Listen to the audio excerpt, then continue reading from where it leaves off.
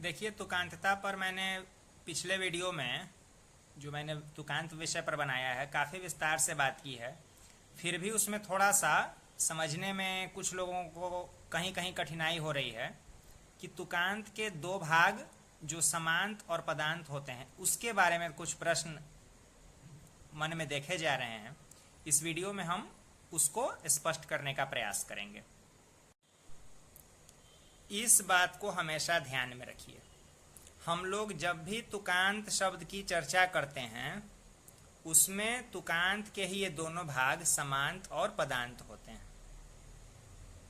समांत को ही उर्दू में काफिया कहा जाता है, पदांत को ही रदीफ कहा जाता है, और इन्हीं दोनों का मेल तुकांत कहलाता है। बिल्कुल बस इतना आप लोगों को ध्यान में रखना है, समझ गए। एक विशेष बात कि जो समांत है या काफिया है, अगर आपकी रचना तुकांत है तो आपको समांत या काफिया रखना ही रखना है। ये आपकी मर्जी पर है, पदांत या रदीफ। इसलिए गजल बिना रदीफ वाली भी होती है, लेकिन बिना काफिये की गजल नहीं होती है। अगर आपकी कविता हिंदी के अनुसार है और तुकांत कविता आप लिख रहे हैं तो आप पदांत रखें या न रखें, लेकिन आपको समांत रखना ही पड़ेगा, तभी वो तुकांत कहलाएगा। इसको थोड़ा सा हम लोग विस्तार से अभी देख लेते हैं। अब यहाँ देखिए, जो भी हमने देखा उसको उदाहरण के साथ समझ लेते हैं। ये मान लिया कि कोई हमारी तुकांत कविता हो सकती है, कोई छंद हो सकता है, जो भी ये दो पंक्तियां हैं, दो पद हैं, ये तुकांत हो रहा है।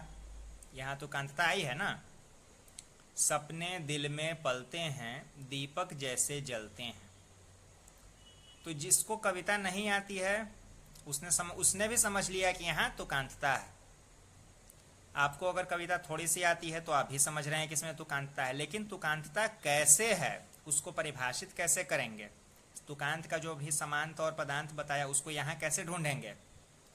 तो इसमें ये जो हैं आप देख रहे हैं, ये हैं पदांत है, क्योंकि बिल्कुल समान है। तो रदीफ या पदांत कविता की जो तुकांतता होती है, उसका जो तुकांत भाग है, उस तुकांत भाग के उस हिस्से को पदांत कहा जाता है जो दोनों पदों में, दोनों पंक्तियों में बिल्कुल पूरी तरह से समान हो जाए। कोई शब्द या एक से ज्यादा शब्द भी ऐसा हो सकता है। इस पंक्ति में हैं बिल्कुल मैच हो रहा है, तो ये पदांत हो गया। तुकांत तो है ही, तुकांतता यहां से यहां तक आई है ना, यहां से यहां तक ये तुकांतता है। इस तुकांत भाग का ये जो हैं वाला हिस्सा है ये पदांत है, और ये पलते जलते जो है ये समांत है, यानी काफिया है। इसको अभी तो लिख ही दिया था, लेकिन फिर भी लिख दे रहा हूं। रदीफ ये है और काफिया ये है। पलते जलते ये समांत है या फिर काफिया है। अब इसको भी थोड़ा सा और विस्तार से समझ लीजिए, बिल्कुल स्टेप बाय स्टेप बता रहा हूं। अब देखिए, ये जो पलते और जलते जिसको हमने अभी समांत कहा है, पलते और जलते, इन दोनों में समान ध्वनि क्या है? अलते। बेसिक चीज है, ध्यान दीजिएगा। पलते और जलते में अलते ध्वनि है, प में भी अ जुटा हुआ है, ज में भी अ जुटा। ये हिंदी, हाँ एक बात और, ये मैं हिंदी के हिसाब से बता रहा हूँ। उर्दू के हिसाब से वही बता पाएंगे जिनको उर्दू भाषा का मौलिक ज्ञान है, क्योंकि उसमें थोड़ा सा इसी तरह से होता है, लेकिन थोड़ा सा उसमें अंतर हो जाता है।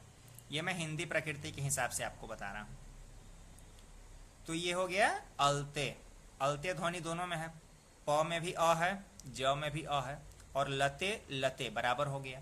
तो यही अलते ध्वनि जो है ना, आपका समांत वाली ध्वनि है। अब अगर पलते जलते के हिसाब से आपको बाकी, आप अगर जिससे गीतिका लिख रहे हैं या गजल लिख रहे हैं तो उसमें अगर और आपको आगे खोजना है तो आपका अलते ध्वनि वाले ही शब्द खोजने पड़ेंगे। अलते किस में आता है?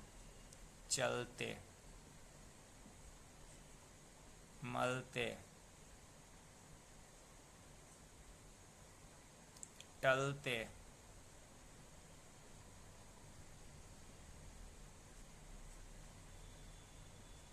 इत्यादि सब में अलते ध्वनि है। तो पलते हैं, जलते हैं, चलते हैं, मलते हैं, टलते हैं, ये समांत और पदांत मिलके आपका तुकांत भाग पूरा कर देगा इस तरह से लिखने पर। एक बात और, अब ये परिस्थिति देखिए, ये भी दो पंक्तियां हैं, कोई गीतिका का अंग हो सकता है या फिर तुकांत कविता का। तुम जब जब दिख जाते दृग मेरे सुख पाते। यहाँ आप कहेंगे कि तुकांतता तो जरूर हुई, जाते और पाते, लेकिन ये पूरी तरह मैच नहीं हो रहा है। तो इसका मतलब क्या है? ये जाते और पाते केवल समांत है और इस कविता में पदांत कुछ भी नहीं है, यानी ये सिर्फ काफिया वाली पंक्ति है, रदीफ इसमें नहीं है। अब इससे ज्यादा आसान शब्द में हमको नहीं लगता है कि कोई समझाएगा,